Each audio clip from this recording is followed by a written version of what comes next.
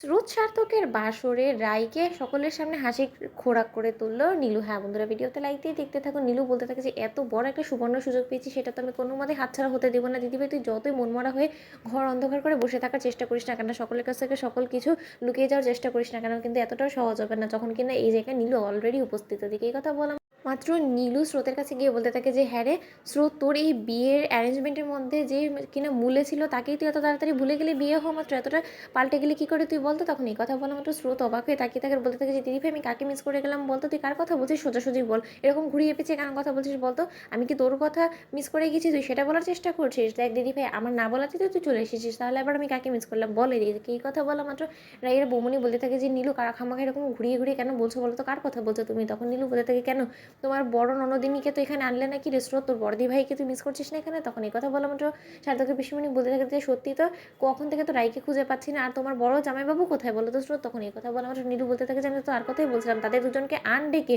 এই কথা বলা মাত্র স্রোত যখন বারবার করে রাইয়ের কথা জিজ্ঞেস করতে থাকে, ঠিক সেই সময় রাইয়ের বৌমনি বলতে থাকে যে স্রোত তুমি এখানে বসো, এরকম করে নতুন বউ সকলের সামনে থেকে উঠে চলে গেলে সেটা ভালো দেখতে দেখা যায় না সকলের সামনে, তুমি এখানে বসো, আমি রাইকে এক্ষুনি নিয়ে আসছি। ওদিকে অন্ধকার ঘরে রাইকে মানাতে গিয়ে রায়ের বৌমনি বলতে থাকে যে দেখো অন্তত ছোট বোনের মুখ দেখে অন্তত তোমাকে ওর মুখে হাসি ফোটানোর জন্য হলো সেখানে হাসি মুখ নিয়ে উপস্থিত হবে, নয়তো বা নীলু যে পরিমাণে সেখানে তোমাকে নিয়ে কথা বলা বলি শুরু করে দিয়েছে, তাতে আর যাই হোক না কেন কিছুক্ষণ বাদেই হয়তো বা স্রোত এই ঘরে চলে আসবে। তুমি নিশ্চয়ই বুঝতে পারছো যে স্রোতের যদি একবার তোমার উপরে সন্দেহ হয়ে যায় স্রোত কতটা টেনশনে পড়ে যাবে।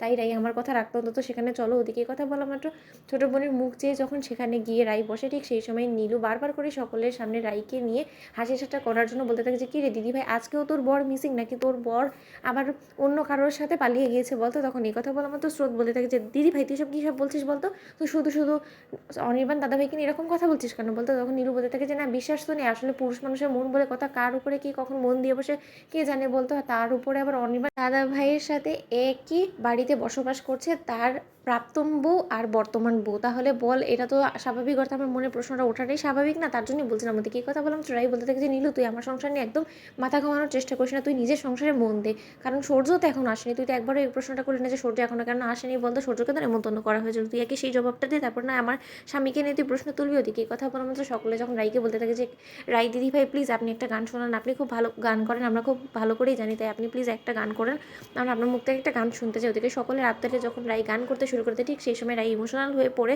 আর স্যাড গানগুলো যখন খাওয়া শুরু করতে, ঠিক সেই সময় স্রোতের সন্দেহ হওয়া শুরু হয়েছে। বলতে থাকে যে দিদিভাই আজকে এতটা আনন্দ ঘন মুহূর্তের মধ্যে এরকম গান কেন গাইছে, দিদিভাইয়ের মনে এতটা কিসের কষ্ট, অনিমা দাদাভাইকে কোনো মতে কোয়েল দিদিভাইকে অ্যাকসেপ্ট করে নিয়ে রাই দিদিভাইকে কষ্ট দিয়েছে, যদি সেটা হয় এবার আর ক্ষমা করবো না আমি অনির্বাণ দাদাভাইকে। তো বন্ধুরা ভিডিওটি ভালো লিখতে লাইক শেয়ার করে সাবস্ক্রাইব করতে বলো না।